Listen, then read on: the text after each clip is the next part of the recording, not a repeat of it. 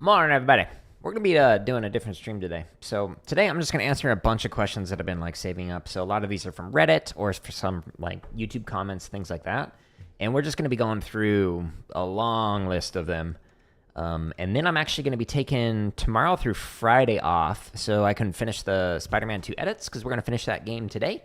So stay tuned for that. But I'll be back over the weekend, and we'll be streaming regularly, actually practicing and whatnot. But we've got dozens of questions and topics that we're going to be covering today. So stay tuned for that. But first, we got to get motivated with Shia LaBeouf. Do it! Just do it! Don't let your dreams be dreams. Yesterday, you said tomorrow. So just do it.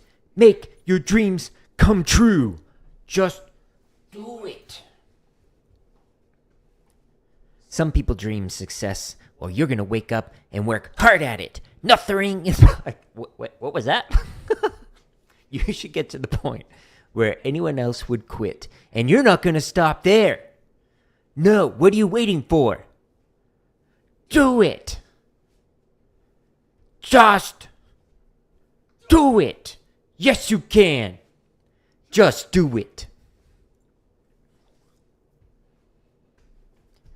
If you're tired of starting over, stop giving up. Ah, yeah. Thanks, Shia LaBeouf.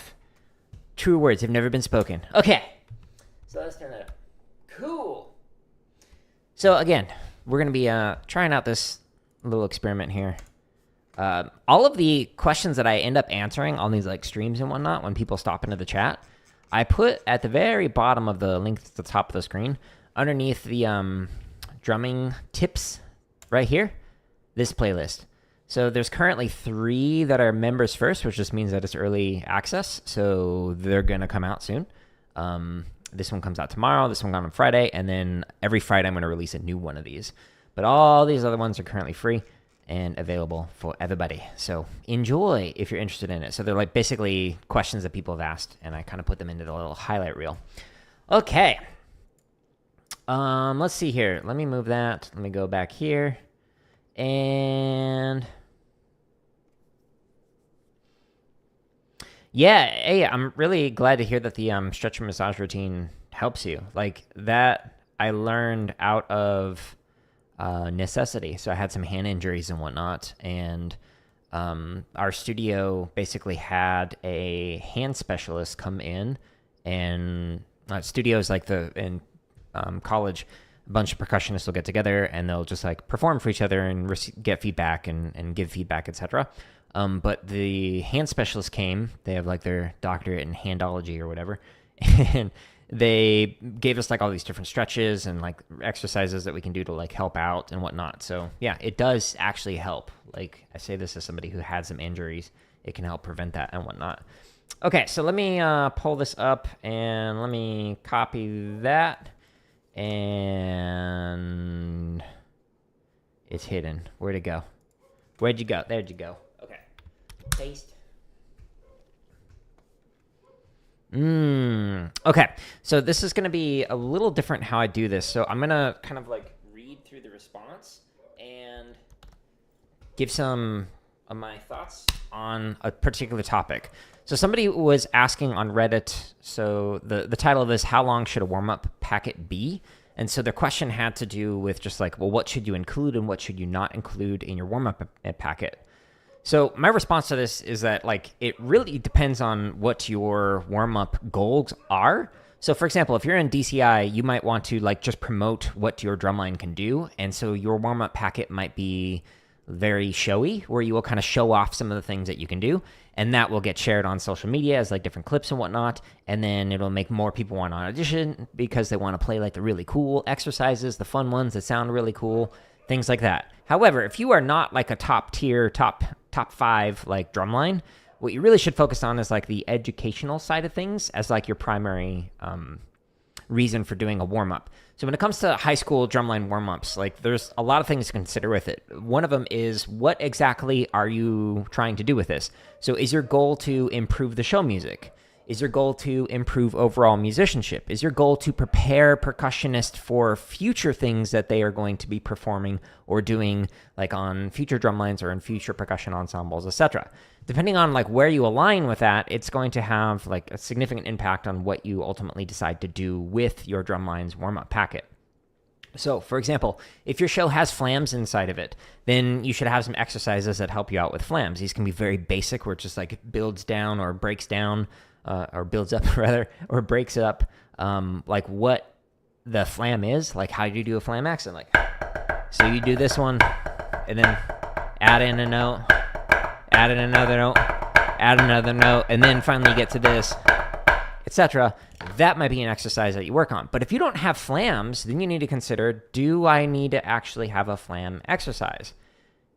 If there is no educational like rationale for doing something, then I can like guess you could safely omit something from whatever it is that you're including in your warm-up packet, just so you can save some time and work on the things that are important. Now, if you do not have flams in your show, but you'd like to have flams in a future show or in future like ensemble pieces, or in like the future performing of the students that you're working with, like if they are planning on drumming for WGI or DCI line, that's like an independent group that is going to use that, then maybe you should include flam exercises to help prepare them for that long term, so that way over time they can improve. Now, another thing that you might need to consider when you're thinking of like packets and like what to include and what not to include is like how you write it. Is the exercise going to be very technical and just focus on the improvement side of things? Like I'm thinking of like cadets, like in the mid 2000s and whatnot, it was just all very basic exercises, and then go through it very quickly and then jump right into the show music, which is also kind of how Paul Rennick will do things with Vanguard. So it's very different than what you might see for like Blue Devils or for Blue Coats, who are very like chop heavy and showing off the things that they can do. So if you focus on like the chop side of things and just make the packet fun, then that can be very motivating for some percussionists and make it so they actually want to practice. If you focus just on the technical side of things, it might be boring for somebody who's just mainly there for like the social reasons rather than for like, I want to make this my career.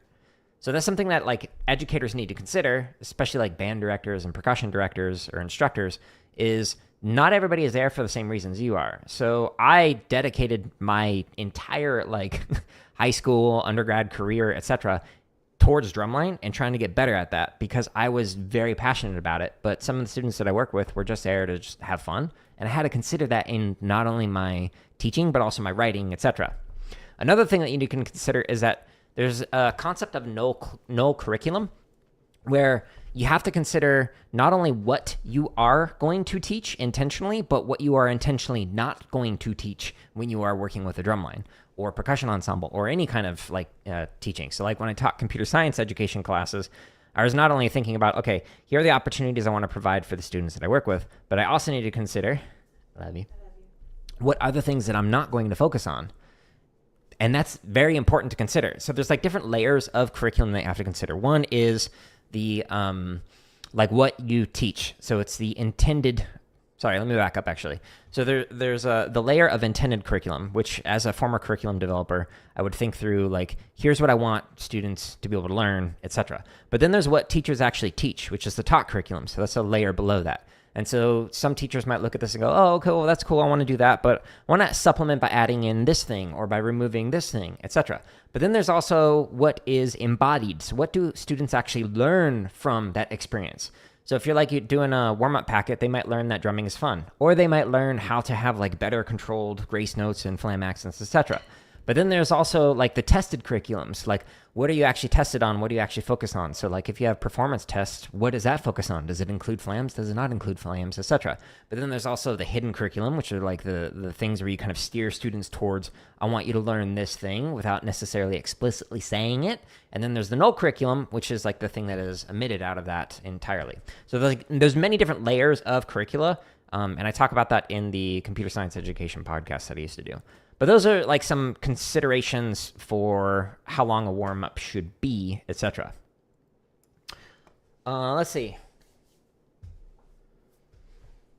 What do I recommend for ninelets? Ooh, okay. Good question. Hold on one second. Let me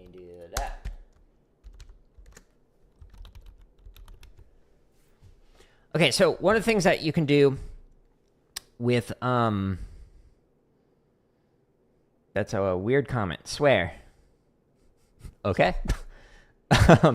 Okay, so if you have an issue with like getting clean and it's a specific rhythmic pattern, like for ninelets, there are many ways that you can break this down. You can come up with some exercises and whatnot that are specific to that, where you're coming up with the like check pattern that you're going to play. So it might be like a quarter note triplet, and you fill it in, etc. Or you play. Come up with like a 4-beat play this thing, and then 4 beats of playing a check pattern, or rather a broken down version of the ninelets, like just the accent pattern. If you're playing, assuming like plateaus as ninelets, 1, 2, 3. That wasn't the full ninelet. But then another thing that you can do is like all these like play alongs and whatnot that are on my website is you can write out like your own version of things like this. And it can help students to be able to internalize, like, how do I play this particular rhythm? So this is something that I did for the drum lines that I used to teach, like back before I made it like this thorough, where it's like 40 to 200. I would make it so that it was like, here's your show music at tempo, here's your show music at like 90%, 80%, and so just kind of go by different percentages and have it so that the students could like practice at like 50% tempo and hear rhythmically what it would sound like when they're working on this. And so that way they could play it precisely. So for example, this exercise, RCC's Maurice Spree, when we get to it, this measure right here that it's about to get to is rhythmically very weird.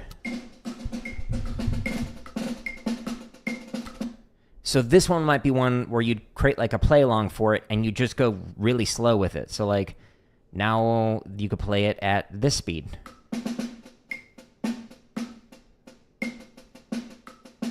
Etc. So that's something that you could do. Write it out rhythmically on like MuseScore, Sibelius, whatever you need to do, and then make it so that students can hear that. Another thing you can do is you can have students listen to it while they're marking time, and so they can just like get used to moving with hearing the rhythm, and then have them play like just the accent pattern on top of that while they're marking time to it, etc.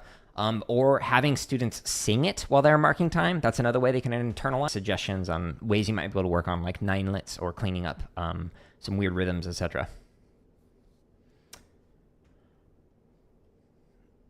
All right, cool.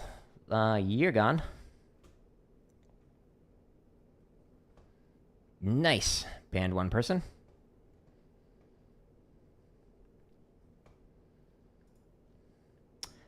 Gregory, is there a question with that? You don't know how to tell them? What's your relationship to them? Are they a student of yours, or are you just also on the line? And what's the context? Is this a college line? Is this DCI? Is this high school? Because each one of those has like different kinds of expectations that I'm curious about. Let's see. What's another one?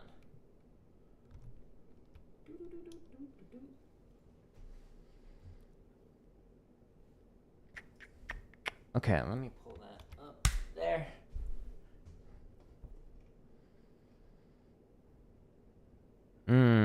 Okay, so this one. So this is a question about tenor warmups. So let me write this down real quick. 15, 20. Okay. So I'm writing down like what the timestamps are and whatnot. Okay, actually I will do that in a minute. Section leader, college line, it's hard to put pressure on people. Okay. Yeah, 1 second.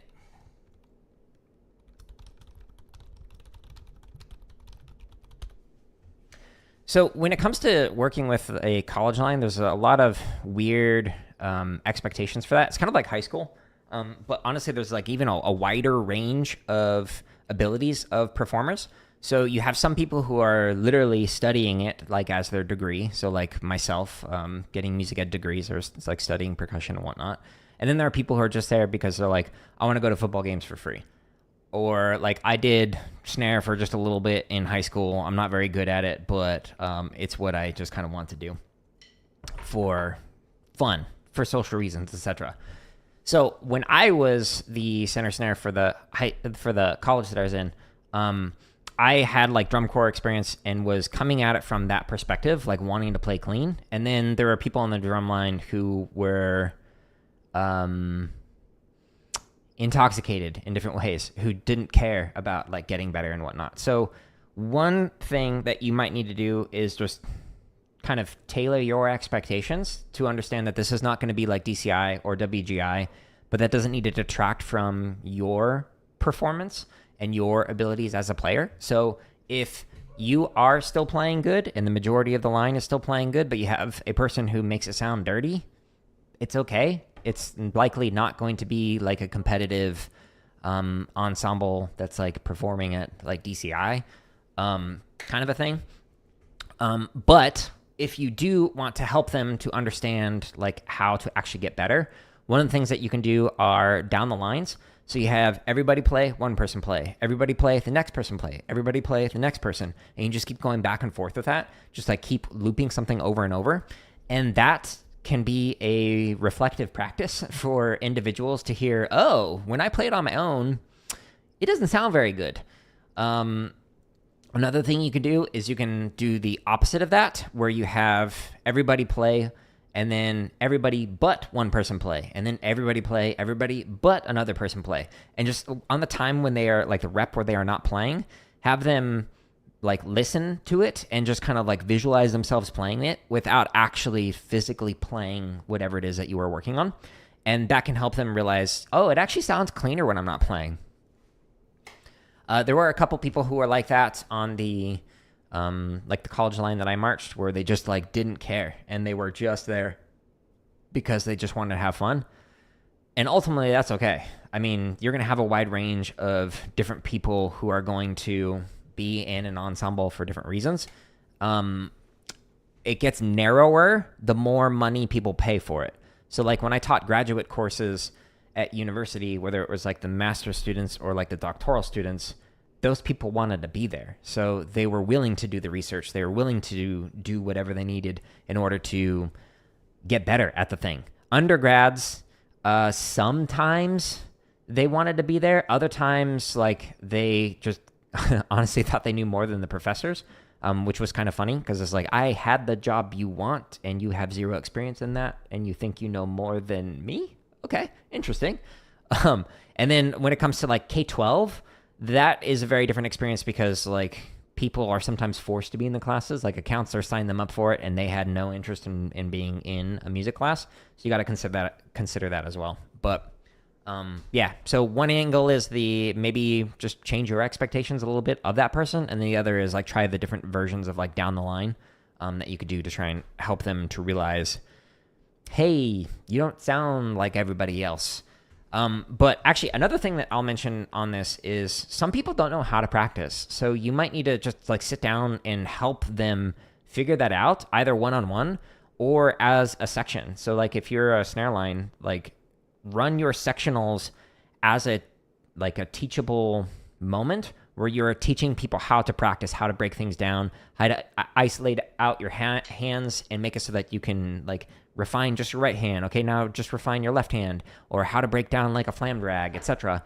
That could be something that could be valuable because especially in the collegiate setting, everybody's going to come with different experiences and expectations. And so some people are going to have like drum corps experience in high school, like I did. And then there are other people who they were the only snare player in their high school all 4 years, and they don't even know how to play like a clean roll. So that person might need some more like, hey, here's more hand holding, I guess would be kind of a way that you could describe that, etc.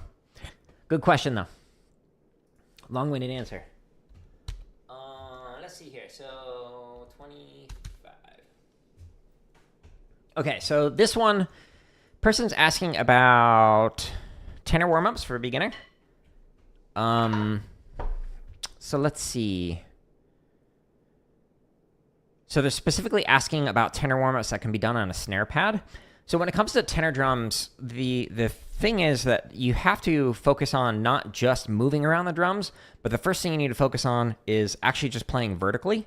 So getting it so that you sound good on one drum, and then slowly branching out so that you're playing on multiple drums. So when I'm working on like tenors or working with a tenor line, we will play, move this.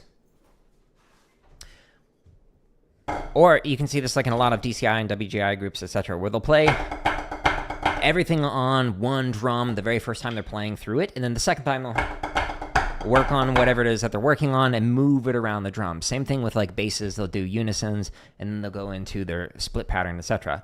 So anything that you work on for snare drum can be worked on for tenor drums. If you're looking at like the exercises on my website, so if we scroll down, what I recommend, generally speaking, is about 50% of your time should be on technique stuff. So there's 117 technique exercises here. So really just slow these down, focus on relaxed technique, etc. Then about 30 to 40% of your time should be on grid variations. So there's 514 currently for 16th note, and there are 372 for triplet grid variations. Don't work on all of those. For most of your time, just spend it working on rudiment on one. So like diddle on one, flam on one, cheese on one, drag on one, flam 5 on one. All these other ones are cool, but if you just focus on those few, both as triplet and as 16th note, that'll keep you busy for a long time. And then maybe 10 to 20% of your time should be on like the chop exercises. A lot of people will spend like all their time working on like snare licks or like a tenor lick or whatever, and thinking that that's what's going to get them onto the DCI or the WGI group. But really, it's all about how well can you play the technique exercises. If you spend the majority of your time working on this, 50% here, and notice that I said 30 to 40% here, this is also technically technique work, so that's 80 to 90% of your time working on just technique, then you'll be golden. Now, what does it look like in terms of like actually practicing? Okay, so here, let me pull this up real quick one more time. There's a lot of different things that you can do. There's somebody who responded to this particular Reddit post who's a snare player saying, okay, but how do I go from like playing on one drum to playing on multiple drums? Move that a little bit so you can see a little bit better. Okay, so let's say you're doing like a roll exercise. So let's just say it's just like straight up. Something like that. What you can do for this particular type of exercise is just isolate out. So I'm going to do outside sweeps, so from the inside to the out, also known as like down the drums. And I'm going to do it with just the right hand. So you're just isolating out one motion, one direction with just one hand. After you get that down for a little while, okay, now try it with moving to the inside or up the drums when you're doing this, etc. So moving toward it this way. Okay, once you get this down for the right hand, and you can do both inside, outside sweeps. You're going outside the drums and inside the drums, or down and up the drums, however you want to call it. Okay, now let's work on the left hand. And make it so you're going, again, outside, and then after a while, inside, etc. Then you can work on doing them both at the same time. So your hands, instead of doing one, now you're doing both. Woo, perfect. Clearly haven't warmed up. Now try it doing the inside, like this. Okay, now try doing it different directions so that like both of them are going to the right or to the left. So you're...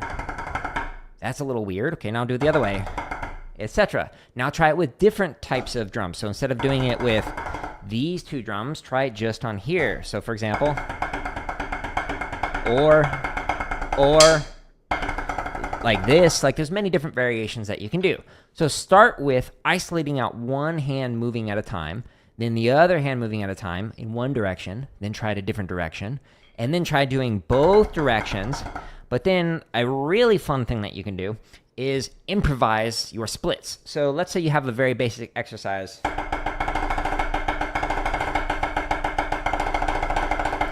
Then, cool, sounds good on one drum. You can do it all with just like isolating out the different hands, etc.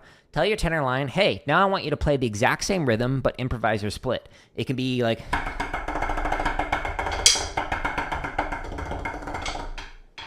whatever you want to do, it doesn't matter. Just improvise something fun, and that forces the tenor line to focus on the rhythm and have it not be affected by how they move their hands. So that was something that I do with the tenor lines that I used to work with, and that really helped them out with internalizing what the underlying pattern is rather than just focusing on the split. Another thing that you can do to like help yourself to like memorize the different splits is figure out, well, what is the pattern? Like when I'm moving around the drums, am I doing going down, so 1, 2, 3, 4, or from high to low? Or you can think of it as like, what is the physical pattern for this? So am I doing like a Z stroke? So I'm going Zorro, going across like that. So think of like the different ways that you can memorize the different kinds of splits that you're doing, etc. When working on that. So hopefully that is helpful for people who are trying to figure out like tenor warmups and whatnot. Hey Jerry, I don't have a question. Just want to say thanks. Advice and resources have helped my drumming so much. Oh, I appreciate that. I'm really glad to hear that, Nathan. It's nice that these resources are helpful in some way, because you know I'm gonna create plenty more, and that's very kind of you. Okay, let's see here. Let's do another one. Another question.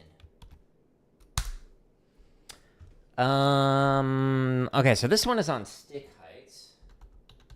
Write that down. Okay, so this person was asking about how to improve stick heights. Specifically, the taps are too high. And so how do you lower your taps while like keeping your accents nice and relaxed?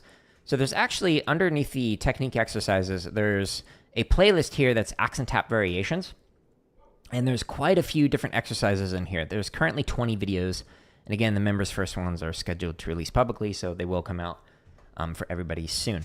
But there's the accent relaxer, and then at the bottom, there's the tap relaxer. And there's a few different versions of this. 4 strokes, 3s, 2s, and then 2 up and 2 down. So what's going on here? So the 4s version, if we take a look at this, this is for the tap relaxer. You're starting off at 3-inch taps. You could do this alternating, you could just do it on one hand. Okay, so you're doing a measure of just 16th notes. The next measure, you have the 4-inch accents and 3-inch taps, and then 6, 9, and then 12. And then it goes back down again. So 9, 6, 4, and then 3-inch taps. Now, that's with the 4 pattern. The 3 pattern is just simply 1, 2, 3, 1, 2, 3. The 2 pattern is 1, 2, 1, 2. And then the 2 up, 2 down just means accent, accent, tap, tap. Accent, accent, tap, tap. And that version works on all 4 stroke types, which is a up stroke starting up and ending up, a stroke that starts up and ends down, like this, a stroke that starts down and ends down, so a tap, and a stroke that starts down and ends up, so like this. Okay, so again, this is one stroke where it starts up, ends up. This is another stroke where it starts up and ends down, so you're just stopping your wrist. This is another stroke where it starts down and ends down. And then the last one is where it starts down and ends up, because you're getting ready for an accent stroke. So you're pulling it back up, okay? So that up, up, down, down, 2 up, 2 down works on all 4 of those different accent taps. Now, for the, this is the tap relaxer that you see on the screen. The accent relaxer is the opposite of this. So that exercise, you're starting off at all 12 inches for the heights. And then you're going to have a 12-inch accent and 11-inch taps. So it's like an emphasis. And then 12 and 9, 12 and 6, 12 and 3, and then it goes back up for the tap, slowly raising each one of the measures. So these are excellent exercises for working on being able to control your tap height. You can approach it with starting with a tap and keeping it low and slowly raising your accent like you do in this exercise, the tap relaxer. Or if you go to the accent relaxer, it's the opposite of that. Yeah, this is a great way to work on dynamics. And there's actually coming out, I think, in the next week or two, there's a whole set of like roll exercises that are specific to the dynamics, where it takes 2 measures to go down or up, and then like 4 measures to go down or up for the crescendos, decrescendos, and different rhythmic combinations and whatnot. So stay tuned for that. That'll be coming out soon. Another good way that you can work on your accents and taps are doing the downstroke grid variations and the upstroke grid variations. Especially if you like want to work on your like inverts and whatnot. Like if you have, whoa, some kind of like a flam invert pattern with cheeses. Ew. Clearly have not warmed up at all. The upstroke versions of grid variations are great ways to work on this. So for example, this is the triplet upstroke 4-2-1. So you're playing 4-2-1.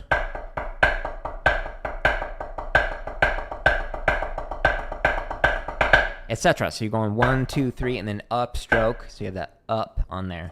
So those are some good ways that you can work on the accent taps. And the downstroke is the opposite. It's kind of like basic strokes.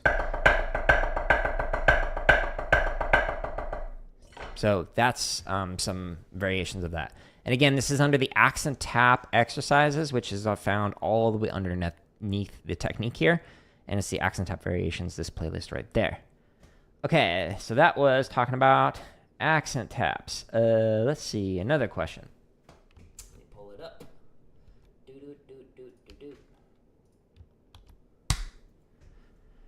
How do I keep calm and level-headed? Oh, okay, so this one was talking about performance-related anxiety. So, again, this was a question from Reddit. Let me write down the timestamp to make my life easier in the long run. Okay. So there are two ways that you can work on like performance-related anxiety. If you get up to like an audition and you're very nervous, or you get up on stage and you get very nervous, one of the things that you can do is to prepare for that by practicing that anxiety, by simulating it. So jog in place for 1 minute, or do push-ups or jumping jacks for 1 minute. Get your heart rate elevated and get that high anxiety going just by like moving as much as you possibly can, as fast as you can, and then play through your audition or play through the piece, whatever it is you're going to do, and simulate your heart rate going really fast. So that way when you actually get up onto stage and you have already, let me back that up. That way when you get onto stage and your heart rate starts going, you won't be like, oh no, I'm getting really nervous. Instead, you'll be like, oh, I've already prepared for this. I know how to do this. I have practiced this many times where I've been getting my heart rate going by doing jumping jacks or shadow boxing or whatever it is that you're going to do. And you still sounded good while doing this. It was one of the things that I did. So like I've lived in Arizona my whole life. And so when I was auditioning outside of the state, like in the winter when it was cold in other places, I would go outside in the morning in Arizona, as cold as it could be, and I'd play through the audition exercise like on my pad, so I wouldn't, wake everybody up. So we used a quieter pad than this. But the point is, like, I would use my gloves. I would not use my gloves, like the sticks that I was using, because it was like super cold. We're in Arizona, like myself, at the actual audition place. And so it prepared me to be able to play with or without gloves, whether it was cold in the morning or warm, etc., while doing that. So prepare for the worst case scenarios, and then you'll do better with that. Another thing, like, just do it, like, play through the audition material right before you go to bed and right when you wake up. So when you are super groggy. So again, worst case scenario, let's say you don't sleep the night or two before the audition because you're nervous, etc. If you've practiced playing when you are sleepy and then you show up to the actual audition, like after a month of doing that, and let's say you're tired, you'll be like, oh, it's fine. I know I can play this even though I'm hungry or sleepy or whatever.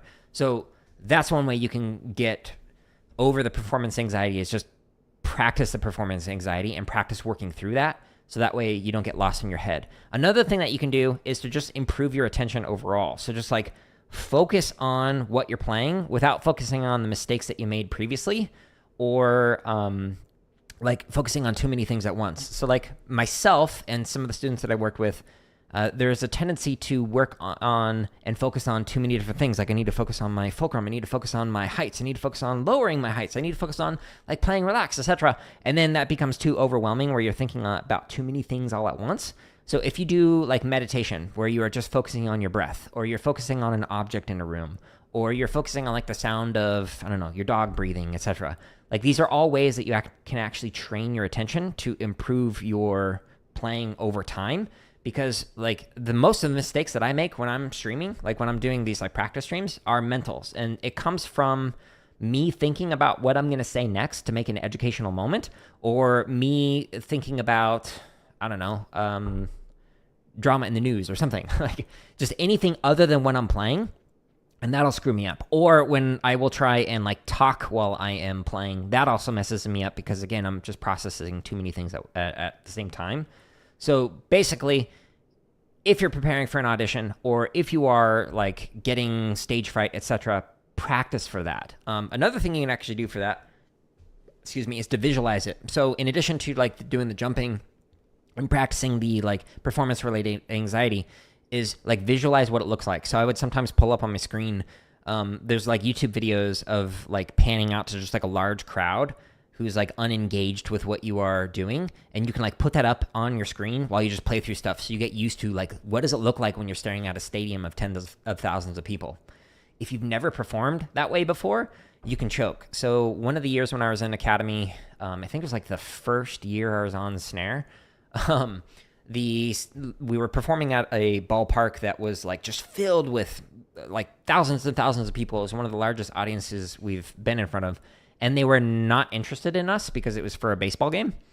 And our center snare like tried to play like a little solo thing, and they kept screwing up. And it was like on the Jumbotron, and like everybody like could see it because we were like all standing there, and we were able to see the screen, and the camera like zoomed in on them. So imagine what that looks like to see all those thousands of people and to see yourself up on the screen, and visualize that while you're performing. And that can help you out with like not ticking like that. It was a funny moment, but I definitely felt bad for them. They got made fun of the whole rest of the season for that moment. The caption head would frequently bring that up. Thankfully, it was not me. Let's see. Whoops. Okay, so writing out the timestamp. Okay, so how does one improve from this point? Okay, so this person was going into college, and let's see, I'm just kind of skimming through there.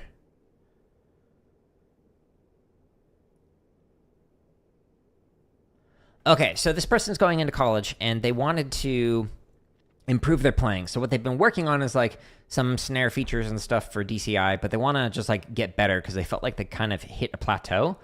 And so my response to this was that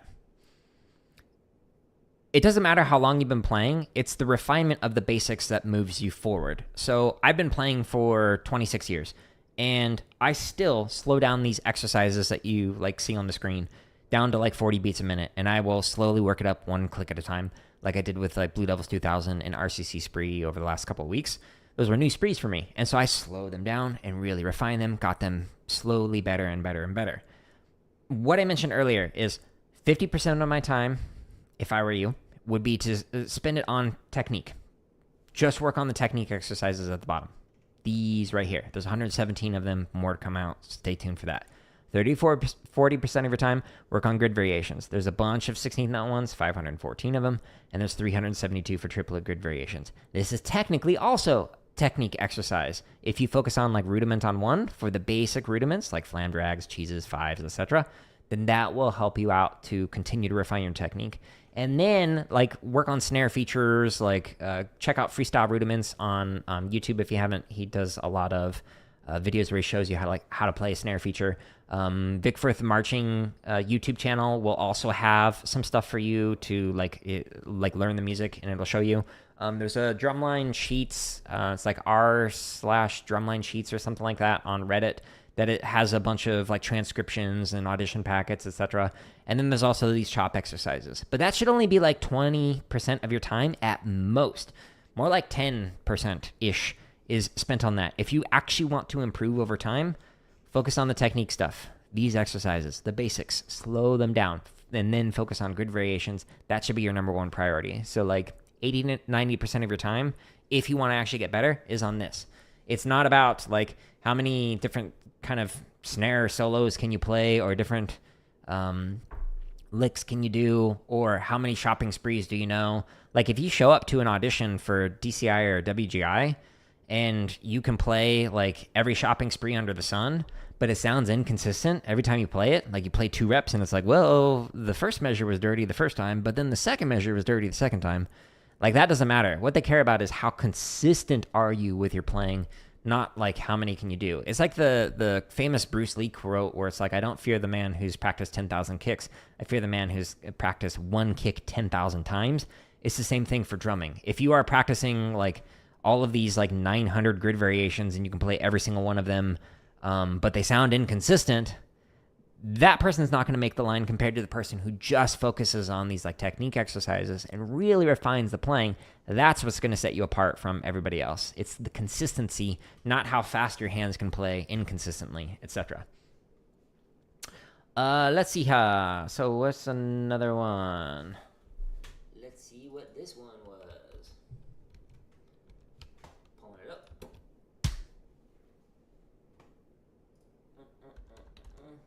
Oops.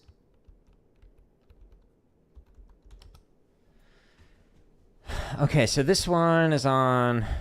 The staff on this drum line is getting frustrated that the rest of the high school line is not, like, really putting forth a lot of effort and whatnot. And so my response to that had to do with, like, well, one, staff needs to model the kind of behavior that they want to see, so they need to work hard. So I have seen a lot of drumline staff, like, get pretty lazy when they become an instructor. They just, like, sit there drinking their lemonade in the shade while everybody's out there actually working.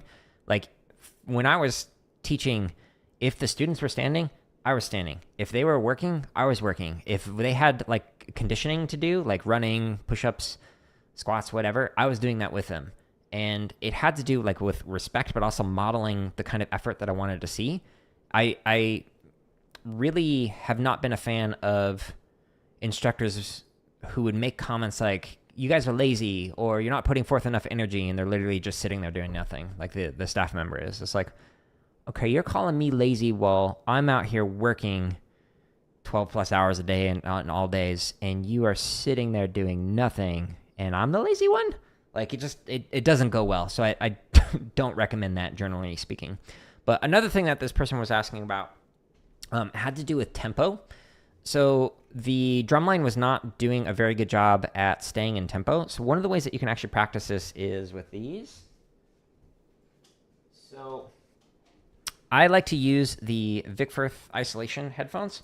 It makes it so that you can hear audio, like a metronome or music or whatever, and you can still hear your playing, but it's like muffled, it's dampened, as opposed to like isolation headphones where like the earbuds that like zero out the sound basically, then you won't be able to hear your playing if you have really good isolation headphones. But these Vickfirth ones are great for being able to hear the met.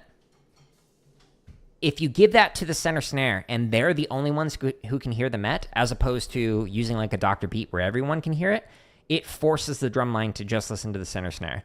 I will say that for some high school lines, it is difficult for the center to stick with the metronome and not follow the rest of the drum line, who might have a tendency to rush or drag different phrases. But if you do have a center snare who can do that and who can stay in time, and, you know, when they are like resting, just like the keep the beat, etc., because snares don't play the entire time usually, that can train your drumline to listen in specifically to them. Then you only have to fix one person who might be rushing or dragging, as opposed to focusing on the whole line and say, hey, you're rushing, you're dragging, you're rushing, you're dragging, etc. You just say, hey, center snare, I need you to not drag in this moment, and everybody listens into them and they will fix it, etc. Advice for memorizing sheet music faster. Yes, actually, that was one of the things I was going to talk about. Let me move this real quick. That's a good question, and since you asked that now.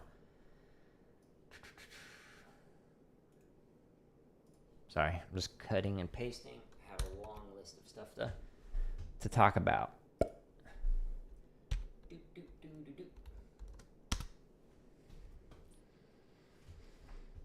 Okay,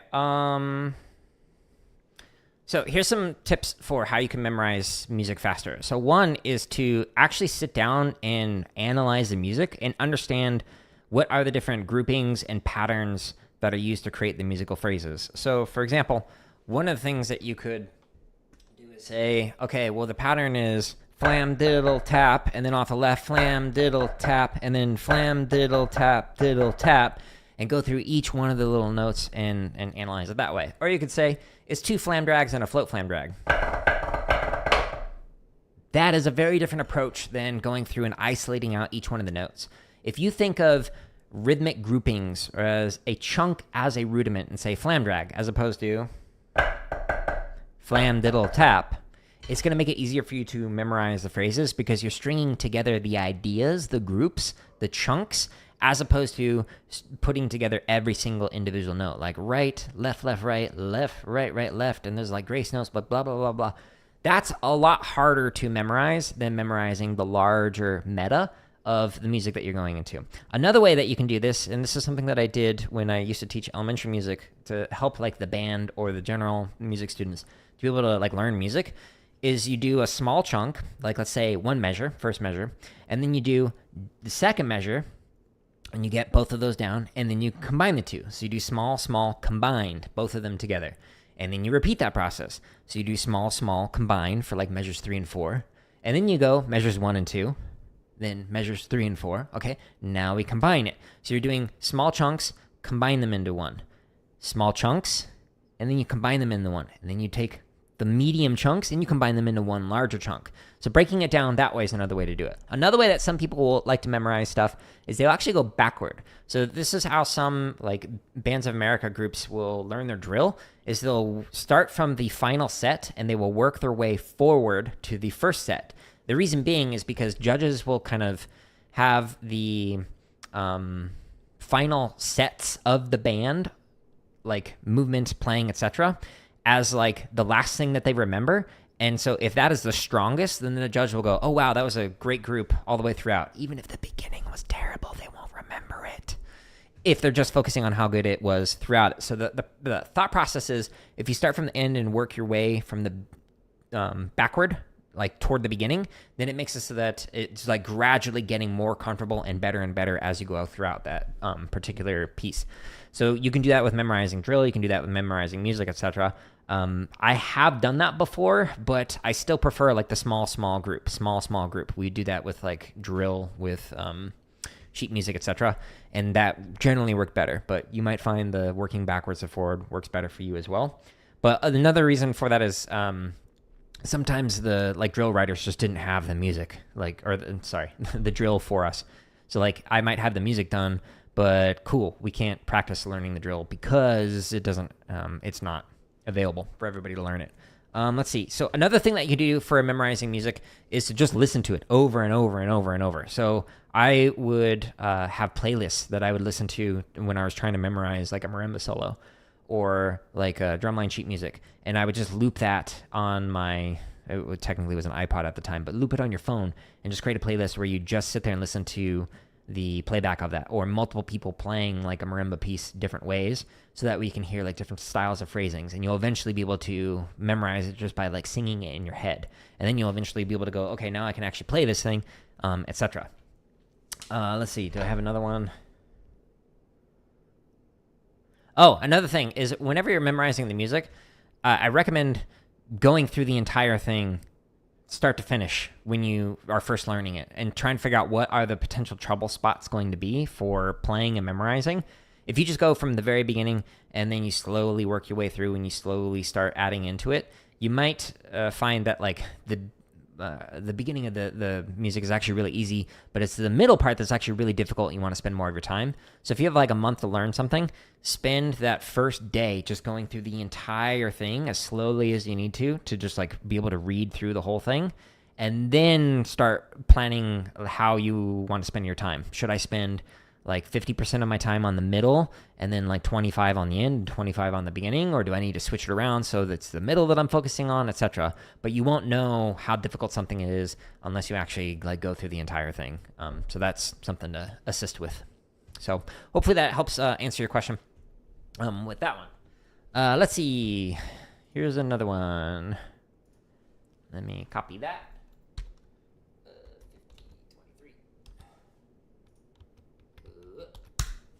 Here. Oh, yeah. Okay, so this has to do with tuning. So a tip for tuning your drumline, one of the things that I would do is I had like YouTube videos saved of sectionals of like a tenor line or a snare line or whatever playing through something very basic that allowed me to hear each one of the drums, like if we're thinking of tenors in particular. So like Vanguard. Old school, like basic strokes.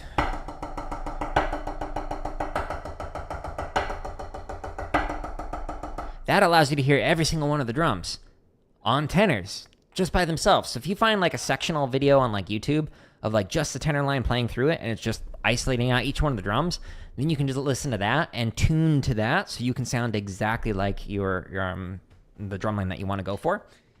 You can also do that for some bass lines, a little bit harder. It's also a little bit harder for tenor lines as well, or snare lines rather, to just get like isolated pitches like on a single drum.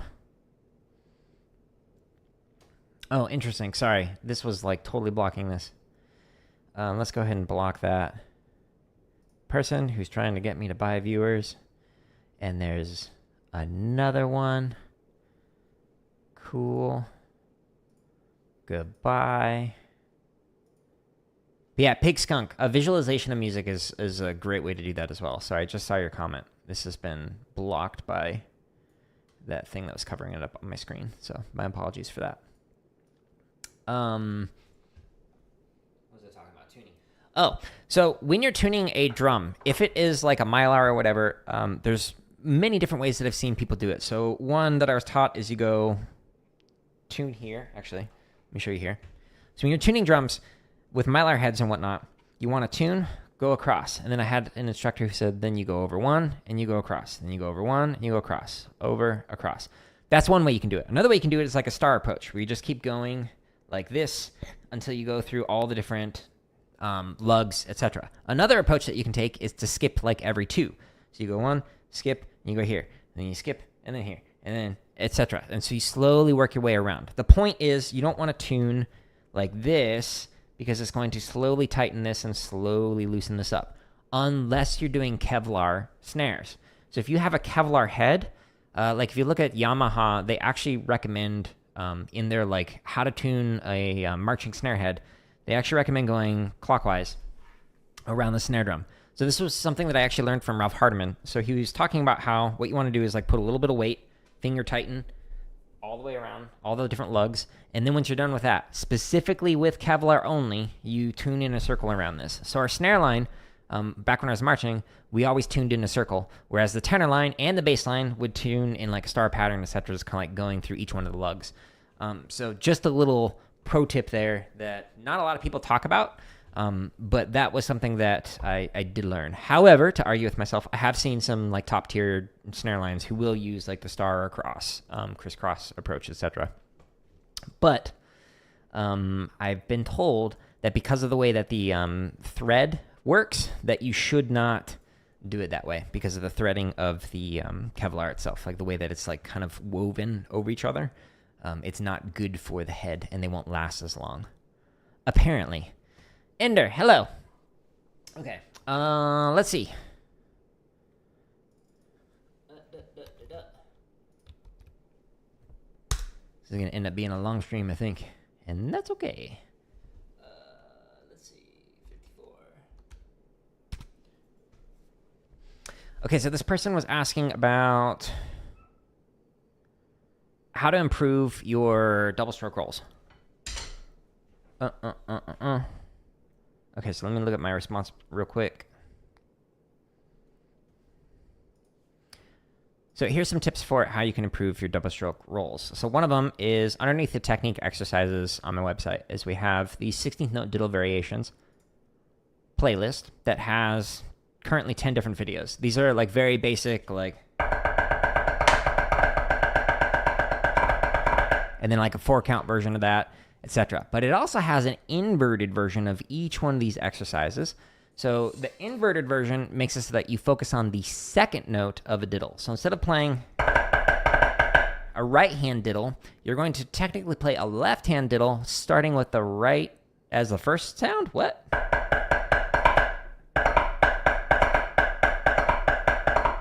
So right, left, left, right.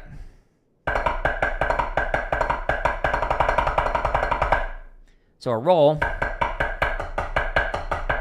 ends with the double, like that. Okay, so these are really good exercises that you could work on to just improve your diddles, but the inverted versions kind of looks like a pas de deux, but it's not, because you string them together, and it is a roll, if we look here, but it starts right, left, left, right, left, left, right, left, left, etc., going through this.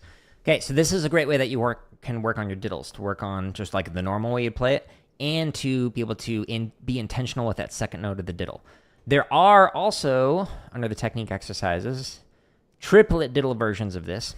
However, a couple more exercises that I really recommend for improving your rolls are diddle timing and 5-stroke roll timing variations. So this takes either just like a diddle on one or a 5-stroke on one, and it slurs it out for this first phrase, plays it in normal interpretation, rushes it, and then plays it with normal interpretation. So if we have like the tap 5 section right here, slurred, normal, rush, normal. And so it does that for 5-stroke, tap 5s, and outside 5s. Same thing for the diddle timing. It just does diddle on 1, diddle on 2, and diddle on 3, and it'll do slurred, normal, rushed, normal for the interpretation. This is a great way to make it so that you can just like gradually improve your interpretation, because especially like intermediate or beginner like drumline people, they don't necessarily know when their interpretation is slurred out or rushed.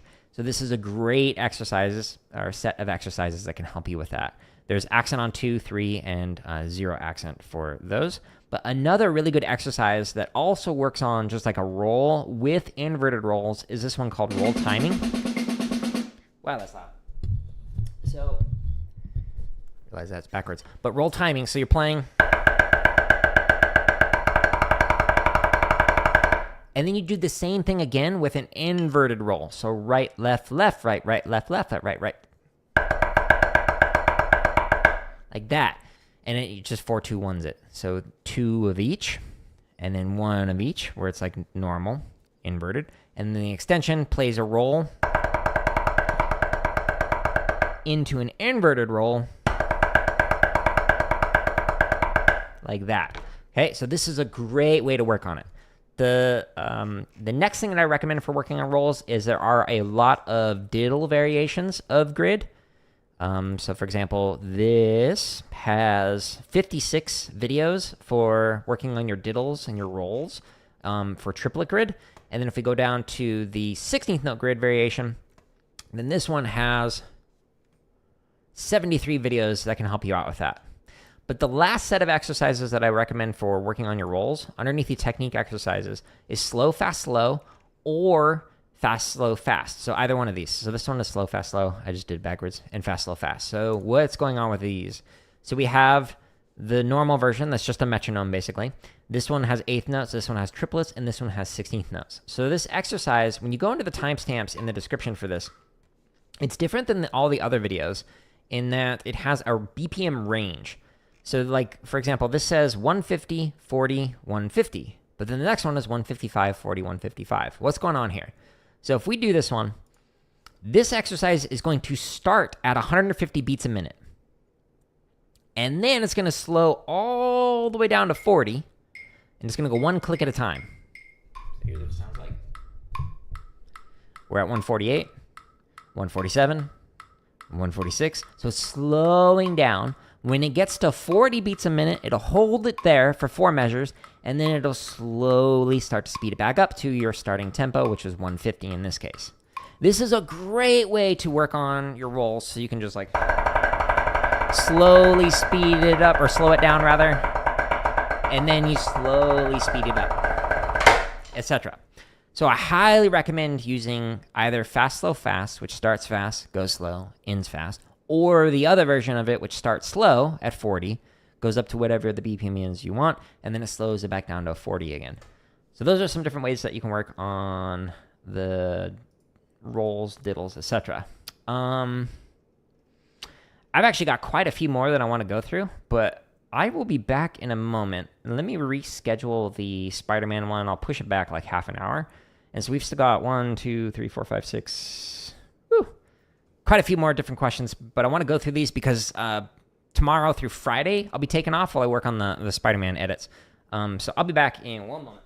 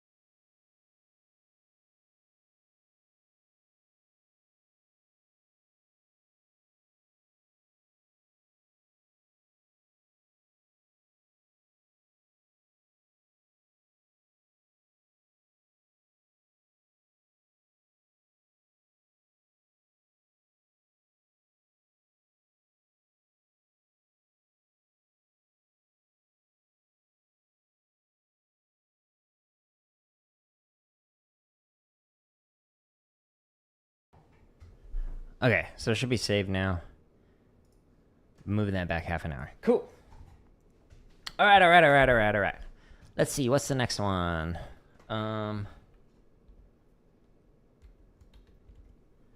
Let's see. Copy. Okay, we're going through a bunch of stuff. What was this one? Oh, okay, so that's what I was talking about earlier. So this person was like, what should I practice? Like, how do I get better in general to be able to make DCI? And so what I had mentioned to them was the same thing that I mentioned earlier, which is it doesn't matter how fast you can play if everything you play is inconsistent. So the most important thing to focus on if you want to make a top tier drum line is your consistency. How does your sound every single time you do this? So if you are playing a roll exercise, you need to make it so that the roll exercise sounds the same every single time. That way it's easier to correct, like, hey, this one specific diddle is slurred out or rushed or whatever, as opposed to, well, this time you played it, it was slurred. The next time you played it, it was rushed. And then it was proper interpretation. So it's like rolling the dice, like your D20, and to see which one is it going to be this time. You instead, what you want is that consistency. There's no RNG with your playing. You want to have it so that every time you play something, it sounds the same. Ideally good, but consistent is more important than inconsistent, in my opinion. Okay, so that one we kind of already talked about.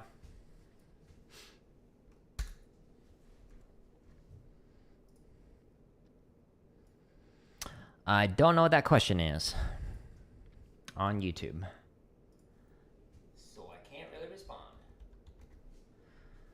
Okay, this year I got a lot of comments that my hands' feet always match. Oh, okay. Let me read through this real quick.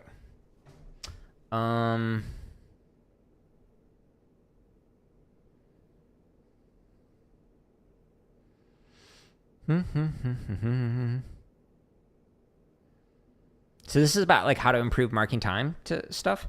So the question that was on Reddit. So I'm just kind of reading through my response on here.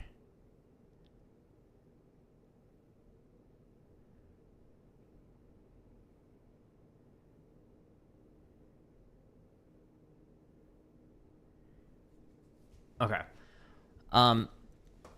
So if you want to be able to improve like your marking time to something, one of the things that I recommend is using play-alongs. So the play-alongs, like these on my website, have click tracks to them, so you can like practice playing grid or technique exercises or whatever, and you can hear the metronome as well as the proper interpretation of like different rhythms, etc. But another thing that you can do if you're having difficulty feeling the pulse is when you mark time, temporarily overemphasize your feet so they pound down a little bit more so you can actually physically feel it through your body. If you're marking time and your motions are too small, you're not actually going to be able to internalize that pulse as easily as if you move like this.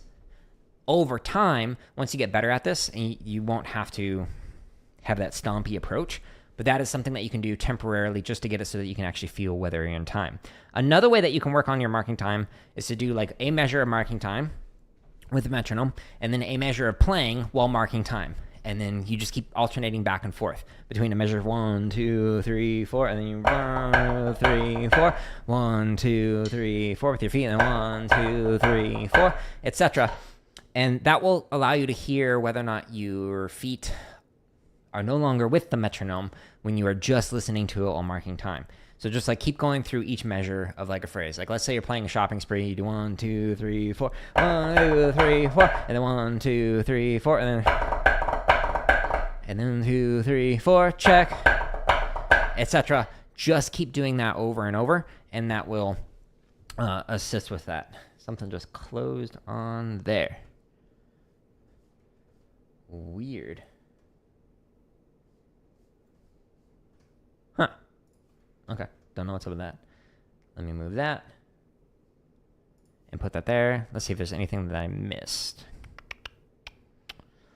Oh, another thing that you could do with marking time is set up your drum set so that you have the left foot, which I'm assuming is your foot that you start with when you're marching, Some people do it differently, but most people do it with the left foot. Put that on the bass drum, and then put your hi-hat on your right foot. So then you hear boom, chick, 1, 2, 3, 4. So you can actually hear when your feet are in time and just play along to that on a pad. So it's like boom, chick, boom, chick, boom, chick, boom, chick, etc. If you can do that while sitting down or standing up, either one works, but it allows you to actually, again, just like hear it and kind of internalize that pulse more than if you just have a metronome going. There's a tendency to kind of ignore that over time. So those are some different approaches that you can use for improving your hands with your feet, etc. Let's see here. So this one.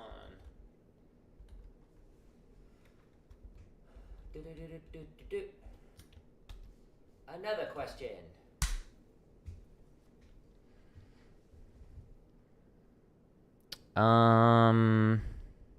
Okay, so that one we talked about. So let's see. So if you want to prepare for an audition for a drumline, one of the things that I recommend doing immediately is to memorize the audition packet as quickly as possible. So if you have like a month to prepare, the very first practice session you do, try and memorize that. Spend as much time as you possibly can getting it into your brain as quickly as possible.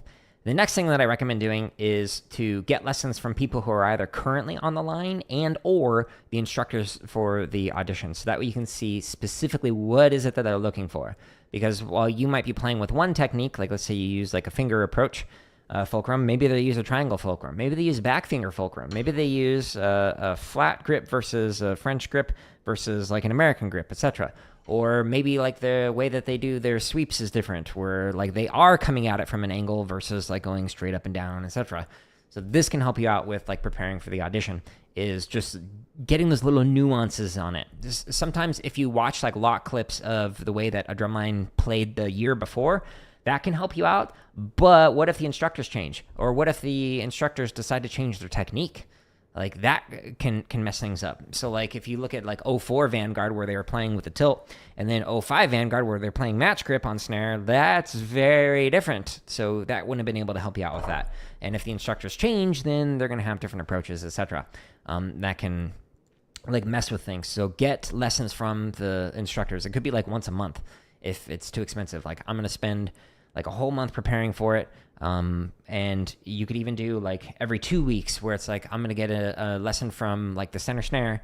And then 2 weeks later, I got a lesson from the instructor, and just keep alternating between them. More perspectives on things to practice and like the things that you can refine, the better. So like I've studied with a lot of like cool people who had very different approaches to their technique.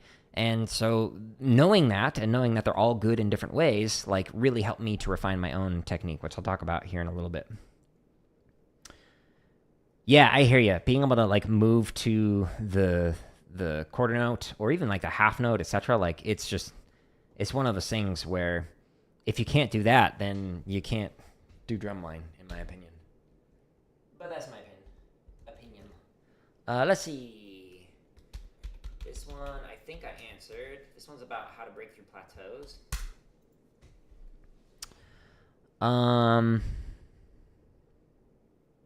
Okay, so my response was a little more nuanced than what I was given before. So let me talk about this more. So there's been a lot of research on what it takes to become a high performer. For example, like Olympics are going on right now.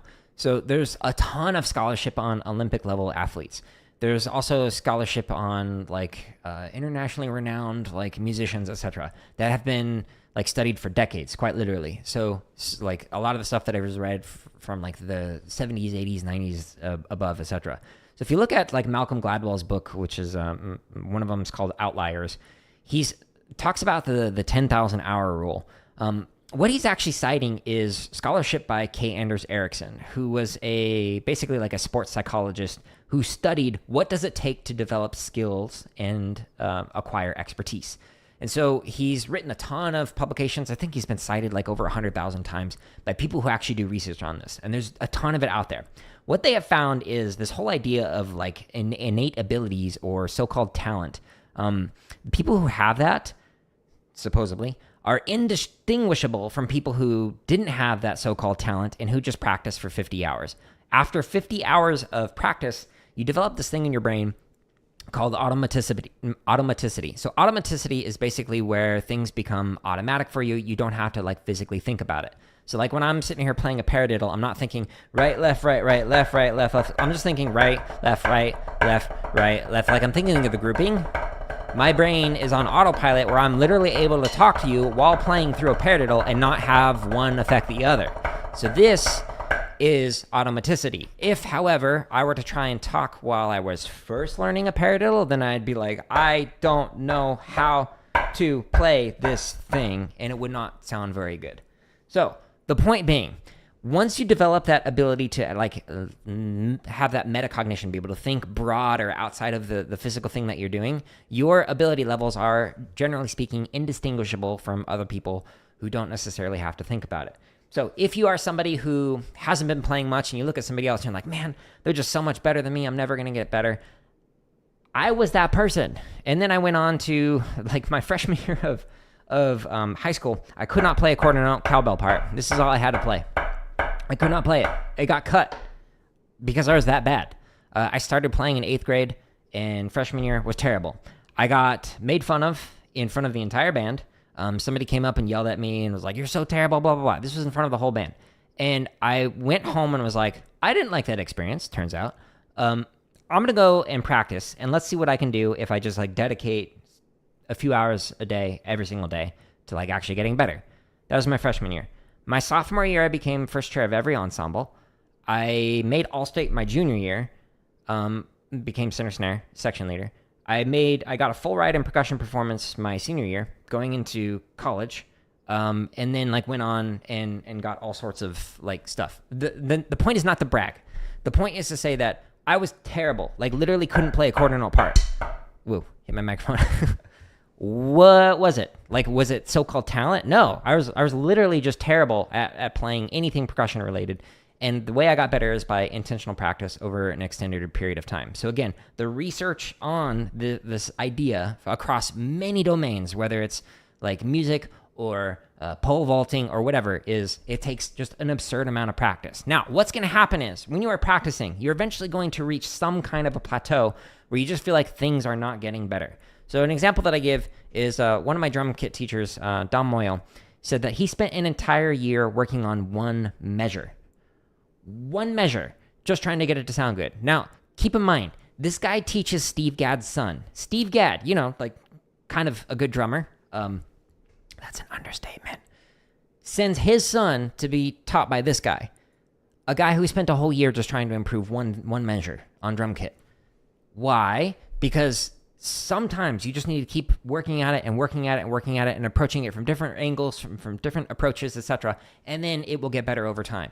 There's this tendency with some musicians in particular that I've worked with, like younger students and whatnot, who think that it's going to come easy to them. And it's, I just need to spend like 30 minutes a day and then I'm going to be as good as you, right, Jared? No. I spent several hours a day, every single day to get to where I was. And if you are trying to compare your 30 minutes a day versus somebody who's practicing several hours a day, it's never going to be like comparable. There's always going to be that gap because it accumulates over time, that the amount of like experience and practice and like just your overall ability, etc. It compounds. So over time, there's just going to like be this widening gap. And they actually show, there's some research, I think it's by Sloboda, what's the last name? But it basically shows like the difference between beginner, intermediate, and like the advanced percussionist is it's 100% the amount of time that they put into it. And not just percussion, but like any musician. But, context, because that's what we're here to talk about. So the point being is that it shows a 1-to-1 ratio where if you practice a little, you're not going to sound as if you practice a moderate amount, which is you're not going to sound as good as if you practice a bunch. There are some things that you need to consider in terms of like, you can't practice 24 hours a day without like getting some injuries. So you have to take care of yourself physically, mentally, etc. You have to eat right. You have to sleep right. Like, did you know that most Olympians sleep for 9+ hours a day? Why? Because they take a nap, usually about an hour in the middle of the day. Did you know that? I didn't until I started reading this research and was going, wait, so if I'm only getting 6 to 7 hours of sleep, but the like top level performers are actually getting like 8 and 9 hours, maybe I need to prioritize my sleep a little bit more. it's not just about putting in the hours, it's also putting it in the right way and focusing on your overall gestalt in order to like improve holistically speaking. Which actually gets into a comment that I received on YouTube, which somebody was, they ended up being quite rude, so I eventually just blocked them. But they were basically saying, well, I can tell the difference between natural talent and those who had to work for it. And it's just like super arrogant, like they were trying to claim that they were a self-taught drummer who had been playing for 20 years and they never used a metronome because they wanted their music to sound natural rather than to actually like, they said it sounded like inhuman. And I was just like, what are you talking about? And they're like, yeah, well, Mozart didn't need to practice, etc. And I was like, actually, Mozart's dad was literally like the number one like music educator in in Italy at the time. And so his dad was literally training him from a young age how to have like get better at playing. It wasn't technically the piano. I forget what it was. Was it the pianoforte? Oh, I forget. But whatever the early predecessor to the piano was, and like helping him compose because his dad was also a composer, etc. Like it wasn't just that Mozart came out of the womb and was like, here is a sonata. Like that's not how that works. That's like trying to claim that a lot of people say like music is a language. Okay, well, do people come out of the womb speaking Russian? No, like you have to learn it, and you learn it in context, etc. Long-winded answer of saying you got to practice. Like there is no just like you wake up and all of a sudden you're good at music. That literally just does not happen. But people will argue that until they're blue in the face, and they like to do it in my comment section, which is, you know, a good use of my time. So I just block them, turns out. Because if you want to ignore literally decades worth of research because you have an uninformed opinion as an untrained percussionist who thinks metronomes are bad for you, well, let me just tell you, you don't play in time. No offense. You sound bad and don't know it, and that's okay. Which I'm gonna end with a probably one of the funnier comment exchanges I've had. I'll share that with you at the end. Let's see. Okay, so this person was talking about faster fulcrum speed and the left hand using traditional grip. Okay, so in this one, the person was asking, like, how do I improve my left hand? So they were talking about, like, the thumb. So there's this interesting thing where I've seen some snare drummers who have said, like, the way that they get faster is by playing with more of their thumb. And they'll, like, do, like, a finger yoga where they will just use this finger and then just use this finger. But, like, I don't use my fingers when I'm playing traditional at all. Like, when I marched, all the years that I marched, it's literally just rotation. So it's actually bicep speed that's basically causing the forearm down here to move, which makes it so my wrist moves fast. It's all about that rotation in there. So if you're spending your time working on this, I would imagine you're actually not really going to get much sound and much power out of the playing. This might work for like drum kit if you play with like an open palm where if you pour water into it, like the hand stays right here. But the way that for most rudimental stuff, because you have heavier sticks and because you're trying to get more sound out of it, is you want the water to be able to fall out of your hand when you're playing. And it's all about that rotation so you can actually get power behind it as opposed to trying to just finger stroke your way into it. Keep in mind, there are many ways to play. So like, for example, when you're doing match grip, you can play with a fulcrum so that it's just the front two fingers that are holding onto it, and you use entirely finger right here. You can do this with French grip. You can do this even with like Germanic grip, so where it's flat, or American grip where there's a slight angle to your hand going down like that. Same thing with traditional. You can technically use all forearm rotation. You could technically use just finger, but again, they all have their like different trade-offs. So if you are doing a finger technique on drum kit, it might be fine because you don't need to worry about like projecting across the stadium. You have a mic that's going to make it so that you can play with more power. But if you're playing traditional, you want to have that rotation in there to be able to get that power behind it so you can actually do that. Another thing that the person was asking about in this particular Reddit post is if you are going to share your drumming whatever on social media, like a playthrough and of an exercise, and you want to get feedback, share multiple reps. If you just share only the best rep, in the long run, that's going to slow you down, because someone like myself is not able to identify what is a consistent error and what is an inconsistent error. So if you have like a brain fart where you just make like a random mistake that never happens before, and somebody listens to that, they'll go, oh, that's a consistent error, and they're going to provide feedback on that. But if you have multiple reps, then we can actually hear, here's where your consistent errors are, here where your inconsistent errors are, and that'll allow you to get some better feedback. So little pro tip with that as well. Let's see. I got so many questions I wanted to go through.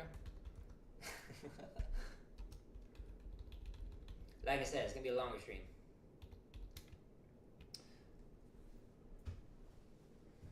JCM, can you explain what do you mean by left hand twitch?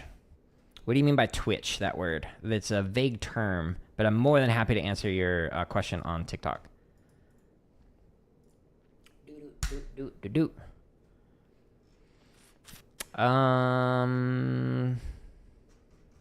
Okay, so a person was asking, like, how do you change from like the high school mindset of like just having fun drumming to like a drum corps mindset where you're actively trying to improve to be able to make a snare line? So I kind of talked about that earlier with focus like 50% of your time on technique, 30 to 40% on grid variations, and like 10 to 20% on chop exercises. But the overall like idea is you need to be able to switch from just kind of going from your random wants and desires that you want to do to focusing on intentional needs. Like, my flam drags are bad, something like that. Okay, well, what about it is it bad? Is it the flam accent part? Is it the diddle part? Are they crushed?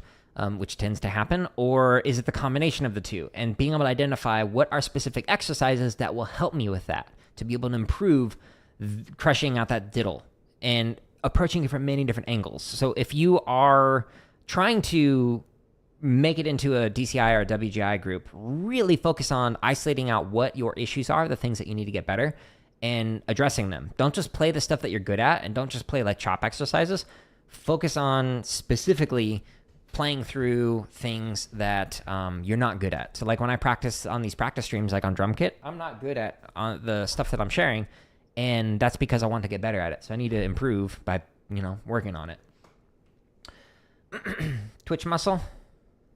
Using all the fingers in the right hand. Oh, okay. So to improve your speed with this, let me grab something real quick. Let's see.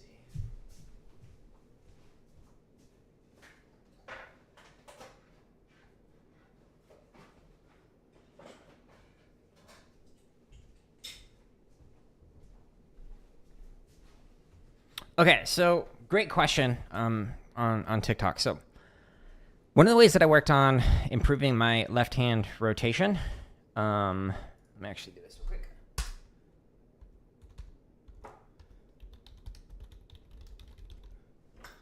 So one of the ways that I worked on my left hand rotation was something that I learned from Jeff Queen. I got a couple of lessons from him, and he's like 4-time world champion snare drummer. So kind of knows what he's talking about. He recommended getting a doorknob, one that snaps back in place, so it has like a spring in it. And you put it in between your ring and your middle finger, and you hold it like you would like a snare stick, but it goes in between these two fingers, and you again line like your wrist up with your forearm, and you rotate this. This will work on your endurance and your speed and your power and whatnot for that bicep twitch, basically, or that forearm rotation, which makes it so that you can get more power, more endurance, play faster, etc. with it.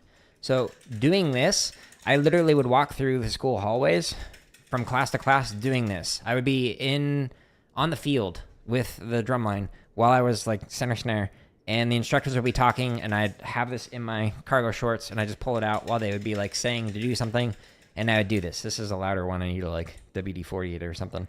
But this is like literally one of the best ways to just work on that speed, rotation, etc. is just get a doorknob. I know it sounds weird, but I did it because I learned it from 4-time world champion snare drummer. So I figured he knew what he was talking about. And guess what? It works. But that's how you can work specifically on isolating out your left hand, so you can get that rotation down and make it so that you can play faster.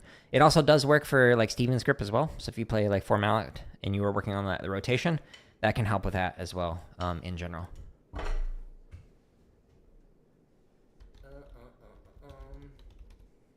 Yeah, very welcome. Okay, so let's see here. 1:27:15. Whoops.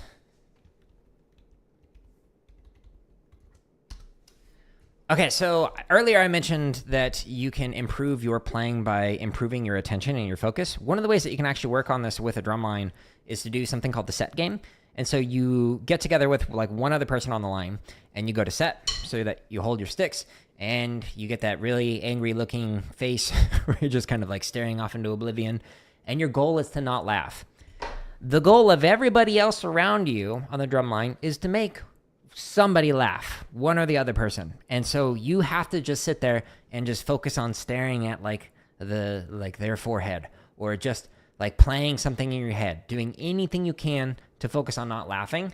And it's a fun little way that you can develop your attention and like make it so that you are more focused over time. Because I don't know about you, but some weird stuff has happened sometimes, like while at set with the drumline, or while playing through stuff. Like I've seen like car accidents off in the distance, or like people will just like do really inappropriate stuff out of their car that may or may not have involved showing skin while driving by, and you're playing like the show or whatever. Like that's very distracting. So instead you need to just focus on a tree off in the distance, etc. So that's a way that you can actually practice that, is to just have fun playing the set game. And you can do like tournament brackets. Sometimes the drum lines that I worked with would do this, where they would like, all right, we're going to see like who is the ultimate set game champion. And it's a fun thing that you can do. That was already talked about. Let's talk about this. So there is a tendency for some people to talk in a way that creates like some kind of a tribalism with technique. So for example, I'm only going to use French technique, or I'm only going to use Germanic technique, or American, or I'm going to use like French technique with rotary French, and that's the only way to play, or French technique with finger technique, and that's the only way to play, etc. This can create an issue where you are getting like dogmatic with how to play, and it can actually slow you down in the long run. So there's many different contexts where I will play many different ways. So for example, on mallets, I learned a technique for a piece, and it's like referred to as like the Julie Spencer technique. So when you're playing something, you basically do a flick with your mallet, where you flick over to the back of the hand and play like this. You can actually use this on drum kit, where you can play going back and forth, or you could go like this. Both of them have like different affordances, different constraints, or different trade-offs that you can do with it. So whenever you're learning drumming, if you see somebody playing in a way that is different from your own, there might be a very good reason for why they are doing that. So for example, sometimes when I'm playing timpani, I would play with just a finger technique. Sometimes I play with a rotary French technique to be able to get more power out of the sounds than I could with just like a finger approach alone. I would switch back and forth between them depending on the context of what I was doing. So if you see somebody using technique that's different from your own, ask why, like genuinely from like a place of curiosity to figure out what are they doing and why are they doing it that way, and how might that inform ways that I play in the future, because that can like significantly impact like your future performing if you can have a wide range of different techniques to pull from. The best way to do this is to study with multiple different people, and you can do this privately with people, or you can do this by like learning from like drumming DVDs or like YouTube tutorial videos, etc., and try and learn from many different approaches, from many different perspectives, many different people, and apply them in different contexts. So I've been fortunate to be able to study with many different professors and like performers, and learn that they all are great, but they all play differently. And there's a reason why they all play differently, because of like different things that they're going for with the sound they're trying to get out of this. There's not one right way to play the drums. There are many ways that you can play the drums that sound better and worse in different contexts. And that is a very important thing to understand. Tristan, hello. Welcome. Let's see. Speaking of, all right, so I kind of tease you with this. I'm gonna show you on here. This.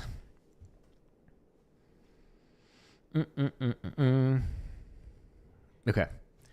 So I'm gonna make this full screen so you can actually see it. So I get a lot of interesting comments on YouTube, and some of them are well-intentioned, and some of them are just, quite frankly, rude. So, the people who leave these comments often have like this sense of confidence that their way that they have been taught is the one and only way to play. But again, there's many ways that you can play. And so this particular person, let me actually write this down.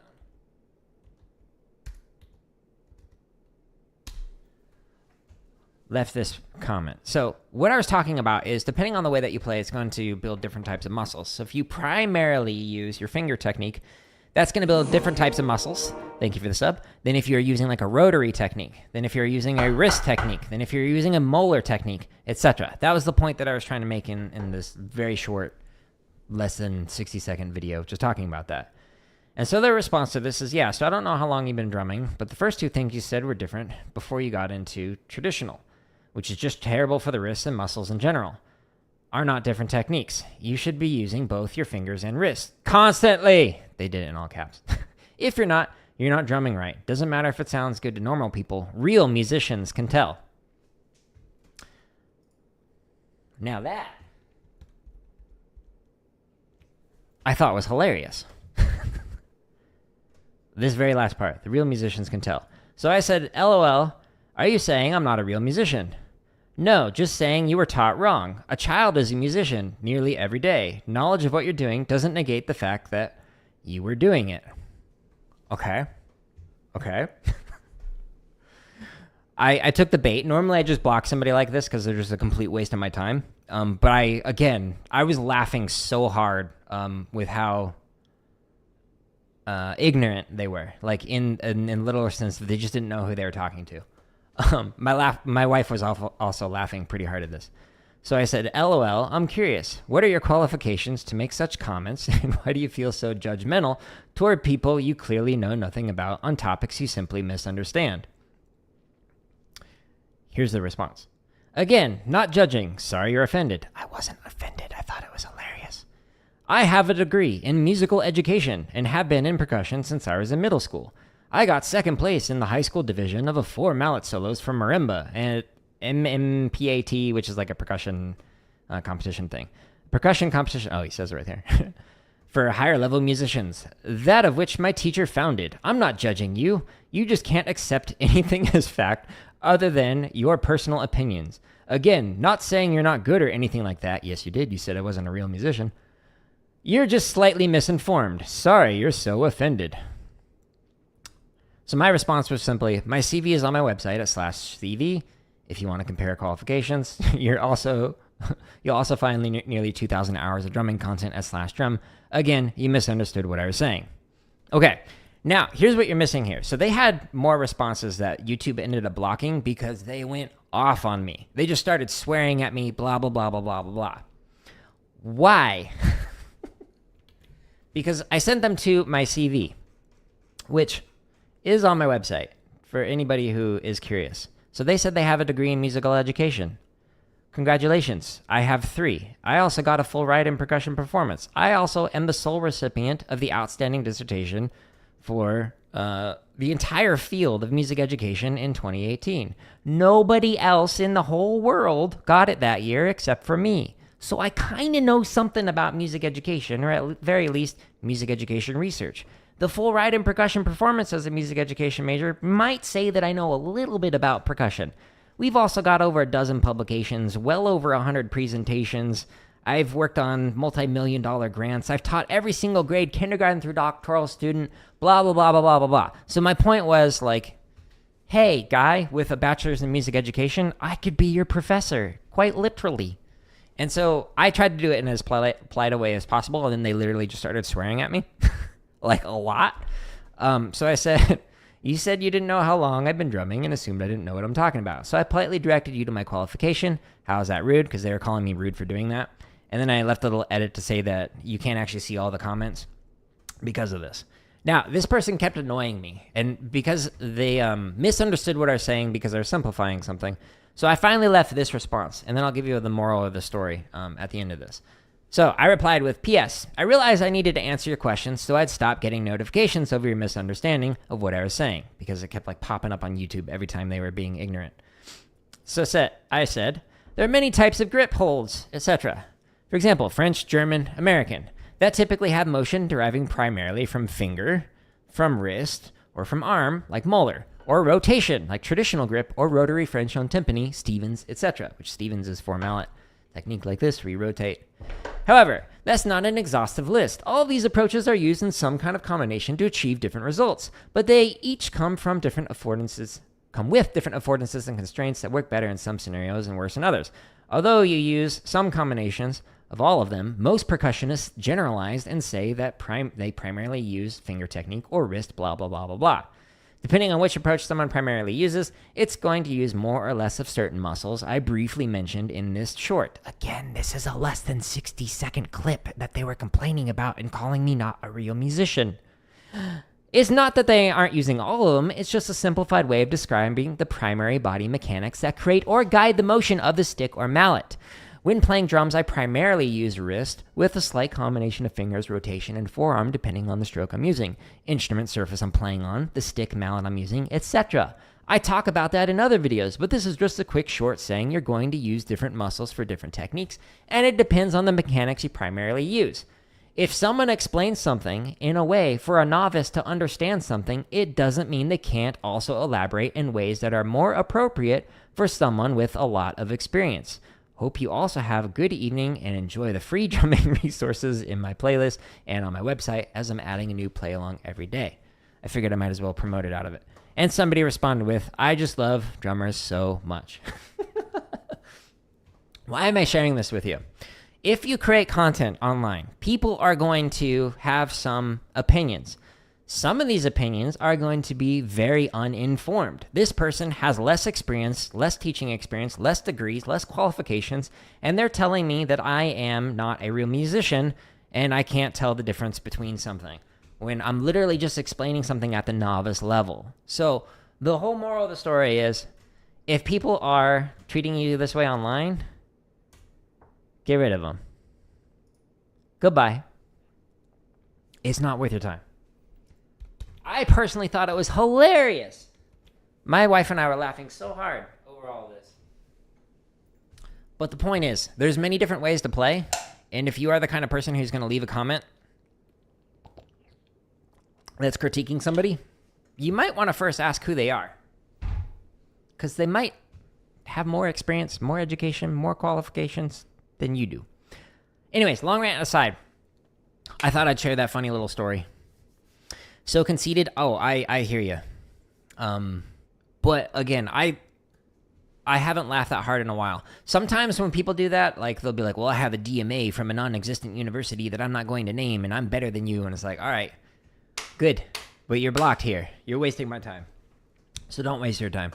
Speaking of, we went way over on this particular stream, but I had a ton of little things that I wanted to get through, like all those different questions and whatnot. Good questions in the chats, and good questions on Reddit that we will explore. So I turn these like Q&A sessions where people join on these streams into the highlight reels that you see underneath the tips section. This particular playlist has all of these tips. There's like, I think 8 hours of tips from questions that people have asked. So if you like click on one of these, you can just see the timestamps in it that have different topics for different questions, etc. So I will turn today's very long session into a bunch of highlight reels that I'll like put out over the coming weeks. What I'm going to start doing is like every Friday, there should be another one of these highlight reels coming out. So I do appreciate everybody stopping by. I appreciate the patience with this particular long one. And again, for all the great questions. But I am going to get set up for some Spider-Man because we're going to beat that game today. And then I'm going to take the next 3 days off from streaming, at least until I finish those Spider-Man edits. So if you want to get some drumming content between now and when I'm back, just make sure you check out the drumming content on my home tab of YouTube. Just click there, and then it shows you all of the playlist. But I also create gaming and, computer science stuff. Again, I appreciate you all. I hope you have a wonderful rest of your day. And I will talk to you later.